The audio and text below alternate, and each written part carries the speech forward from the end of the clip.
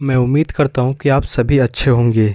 आज फिर से मैं आप सभी के लिए एक स्टोरी लेकर आ गया हूँ जिसका नाम है मैं तुम्हारे पास कभी वापस नहीं आऊँगा पार्ट 24।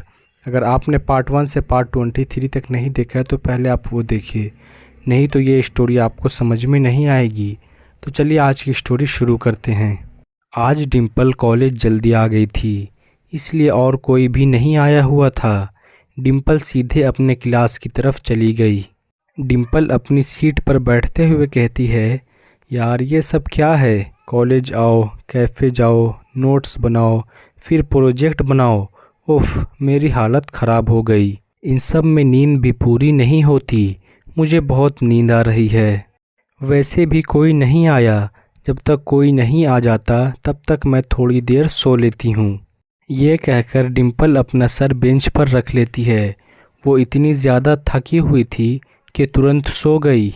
थोड़ी देर बाद सिद्धार्थ क्लास के अंदर आते ही उसकी नज़र सबसे पहले डिम्पल पर जाती है।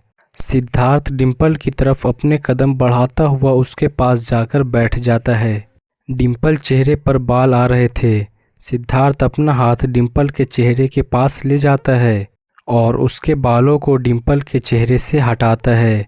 डिम्पल सोते हुए बिल्कुल एक मासूम बच्ची लग रही थी। सिद्धार्थ बड़े प्यार से उसे निहारे जा रहा था। सिद्धार्थ धीरे धीरे डिम्पल के चेहरे के करीब जा रहा था। सिद्धार्थ और डिम्पल के बीच अब बहुत कम फासला रह गया था।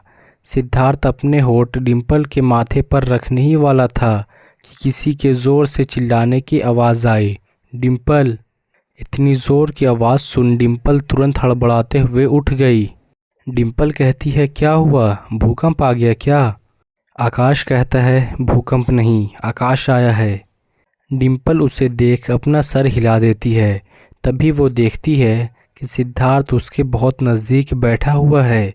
ये देख वो घबरा कर उससे दूर होती है।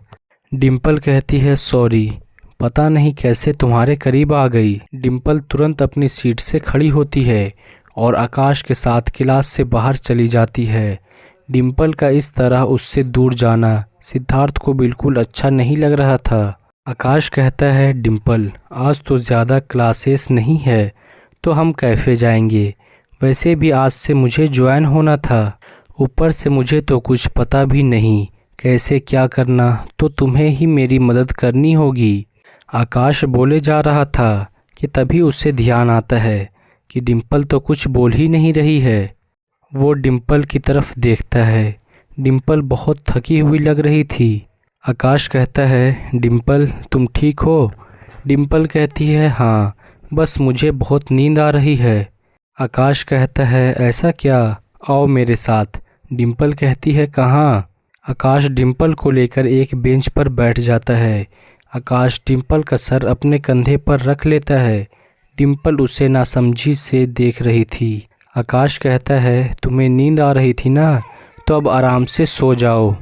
डिम्पल उसकी बात सुनकर मुस्कुरा देती है और अपनी आंखें बंद कर नींद की आगोश में चली जाती है। इसी बीच आकाश प्यार से उसके माथे को सहलाए जा रहा था। आखिर में वो उसके माथे को चूम लेता है। वहीं दूसरी तरफ सिद्धार्थ डिम्पल को ढूंढता हुआ वहां आ जाता है और आकाश और डिम्पल को इतने करीब देख उसका खून खौलने लगता है, पर वो वहां कुछ कर भी नहीं सकता था, इसलिए वो वहां से चला जाता है। तभी दो पियून वहां से बातें करके गुजर रहे थे। एक पियून कहता है, अरे यार, मुझे पता है वो लाइब्रेरी का दरवाज़ा बहुत बुरी तरह से ख़राब हो चुका है। एक बार बंद करने के बाद ऐसे जाम हो जाता है कि किसी के खोलने से भी ना खुले। दूसरा पियून कहता है, हाँ, कल एक स्टूडेंट लाइब्रेरी में बंद हो गया था, लेकिन आज उसे ठीक करने के लिए कुछ लोग आए थे। अब वो ठीक हो गया है। आकाश कहता है, डिम्पल, मैं कैफ़े जा रहा हूँ, तुम भी चलो। डिम्पल कहती है, नहीं आकाश, प्रोजेक्ट के लिए कुछ नोट्स चाहिए, इसलिए मुझे लाइब्रेरी जाना होगा। आकाश कहता है, लेकिन तुम्हारे बिना मैं वहाँ कैसे हैंडल करूँगा? डिम्पल कहती है, ऐसे कैसे अकेले वहाँ पे श्वेता और डिम्पल भी तो होगी, वो तुम्हारी मदद करेगी। आकाश कहता है, अच्छा ठीक है, पर तुम कोशिश करना कि तुम जल्दी आ सको। डिम्पल कहती है हाँ। आकाश वहाँ से चला गया। डिम्पल भी लाइब्रेरी की तरफ चली जाती है। लाइब्रेरी पूरी खाली थी, वहाँ कोई नज़र नहीं आ रहा था। डिम्पल को ऐसे अजीब लग रहा था, पर उसने ज़्यादा ध्यान नहीं दिया और एक बुक लेकर प्रोजेक्ट का काम करने लगी। तभी उसे किसी के कदमों की आवाज़ सुनाई दी। डिम्पल ने अपनी नज़र बुक से हटाई और सामने करी तो सिद्धार्थ बुक लिए उसी की तरफ आ रहा था। वो डिम्पल के पास आकर बैठ गया। इससे डिम्पल अनकंफर्टेबल महसूस करने लगी। डिम्पल ने अपना सामान समेटना शुरू किया और वहाँ से जाने लगी। सिद्धार्थ उसे ही देखे जा रहा था कि कैसे वो उनसे दूर भागने की कोशिश कर रही थी, पर उसने कुछ नहीं कहा। कहता भी क्या, वो चाहता तो वो भी यही था कि डिम्पल उससे दूर रहे, पर अब जब ये हो रहा है तो वो बिल्कुल भी खुश नहीं लग रहा है। डिम्पल दरवाजे के पास गई। दरवाज़ा बंद था। डिम्पल कहती है ये दरवाज़ा किसने बंद किया? डिम्पल दरवाज़ा खोलने की कोशिश की, पर वो तो खुल ही नहीं रहा था। डिम्पल ने कई बार कोशिश की, पर दरवाज़ा नहीं खुला। डिम्पल दरवाज़ा पीटने लगी। बाहर कोई है? कोई है क्या? प्लीज़ कोई है? डिम्पल बार बार चिल्लाकर आवाज़ दे रही थी, पर बाहर कोई नहीं था। डिम्पल की आवाज़ सुन सिद्धार्थ वहाँ आता है। सिद्धार्थ कहता है क्या हुआ? डिम्पल उसके आते ही एकदम शांत हो गई। डिम्पल कहती है वो दरवाज़ा नहीं खुल रहा। सिद्धार्थ कहता है क्या? पर ऐसा कैसे? सिद्धार्थ भी दरवाज़ा खोलने की कोशिश करता है, पर उससे भी नहीं खुलता। सिद्धार्थ कहता है लगता है दरवाज़ा जाम हो गया है। डिम्पल कहती है जाम? अब क्या करें? हम बाहर कैसे जाएंगे? मैं अभी आकाश को कॉल करती हूँ, वो ज़्यादा दूर नहीं गया होगा। डिम्पल अपना जेब चेक करती है, पर उसका फ़ोन उसके पास नहीं था। डिम्पल कहती है मेरा फ़ोन कहाँ गया? शायद टेबल पर रखा हुआ होगा, मैं अभी लाती हूँ। डिम्पल टेबल के पास जाती है, पर उसका फ़ोन वहाँ भी नहीं था। डिम्पल परेशानी से कहती है यहाँ भी नहीं है, पर मुझे याद है मैं लाई थी, पर कहाँ चला गया? सिद्धार्थ कहता है क्या ढूंढ रही हो? डिम्पल कहती है मेरा फ़ोन नहीं मिल रहा। सिद्धार्थ कहता है तुम्हें अच्छे से याद है, तुम उसे यहाँ लाई थी ना? डिम्पल कहती है हाँ मुझे अच्छे से याद है, मैं लाई थी और थोड़ी देर पहले मैंने उसे यूज़ भी किया था। ऐसे कैसे मेरा फ़ोन गायब हो सकता है? अब क्या करें? सिद्धार्थ कहता है कुछ नहीं कर सकते, जब तक कोई आ नहीं जाता तब तक हमें यहीं रहना होगा। डिम्पल कहती है क्या मुसीबत है? रात होने का समय हो चुका था। डिम्पल टेबल पर जाकर बैठ जाती है। सिद्धार्थ भी उसके बगल में ही बैठ जाता है और डिम्पल को निहारने लगता है, जिससे डिम्पल को अजीब लग रहा था। डिम्पल अपनी जगह से खड़ी हुई और एक बुक निकालकर उसे पढ़ने लगी। सिद्धार्थ डिम्पल को देखकर थोड़ी देर पहले जो भी हुआ उसके बारे में सोचने लगा। जब वो दोनों प्यून आपस में बात कर रहे थे तब सिद्धार्थ ने सुन लिया था, पर उस वक्त उसने कोई ध्यान नहीं दिया। लेकिन जब उसने डिम्पल को लाइब्रेरी जाते हुए देखा तो उसे डिम्पल के साथ वक्त बिताने के लिए यही सबसे अच्छा मौका लगा। वो डिम्पल के पीछे लाइब्रेरी में आता है और दरवाज़ा बंद कर देता है, और जब डिम्पल वापस जाने को हुई तब वो अपना फ़ोन टेबल पर भूल जाती है। सिद्धार्थ डिम्पल का फ़ोन अपने पास छुपाकर रख लेता है। सिद्धार्थ ये सब सोचकर मुस्कुराया जा रहा था। सिद्धार्थ अभी भी उसे बिना रुके निहारे जा रहा था। आखिर में तंग आकर डिम्पल झल्ला उठी।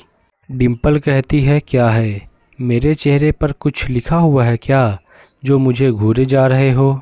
सिद्धार्थ कहता है मैं तुम्हें घूर नहीं रहा था, मैं तो तुम्हें निहार रहा था। डिम्पल कहती है जो भी हो, लेकिन अब मत करो, मैं पढ़ नहीं पा रही। सिद्धार्थ कहता है मैंने क्या तुम्हारी आंखें बंद कर रखी है जो तुम पढ़ नहीं पा रही? तुम अपना काम करो, मैं अपना काम करता हूँ। और तुम भी तो पहले मुझे ऐसे ही निहारती थी ना, और जब मैं मना करता था तो तुम मान जाती थी ना, तो मैं तुम्हारी बात क्यों मानूं? डिम्पल कहती है तुम क्या मुझसे बदला ले रहे हो? सिद्धार्थ कहता है नहीं। डिम्पल कहती है तुम्हें जो करना है वो करो। डिम्पल अपने चेहरे के आगे बुक कर लेती है ताकि सिद्धार्थ उसे देख ना सके, लेकिन ये देख मुस्कुरा देती है। वो बुक पढ़ने के बाद डिम्पल दोबारा अपनी जगह से खड़ी होकर दूसरी बुक लेने जाती है, पर जो बुक उसे चाहिए थी वो थोड़ी ऊपर थी, इसलिए डिम्पल स्टूल पर चढ़ जाती है और बुक निकालने लगती है। सिद्धार्थ अपनी जगह से खड़ा होकर डिम्पल के बगल में जाकर खड़ा हो जाता है। डिम्पल कहती है अब तुम यहाँ क्या कर रहे हो? जहाँ बैठे थे वहाँ जाकर बैठो ना। सिद्धार्थ कहता है अरे मैं तुम्हारा क्या कर रहा हूँ, तुम करो ना जो कर रही हो।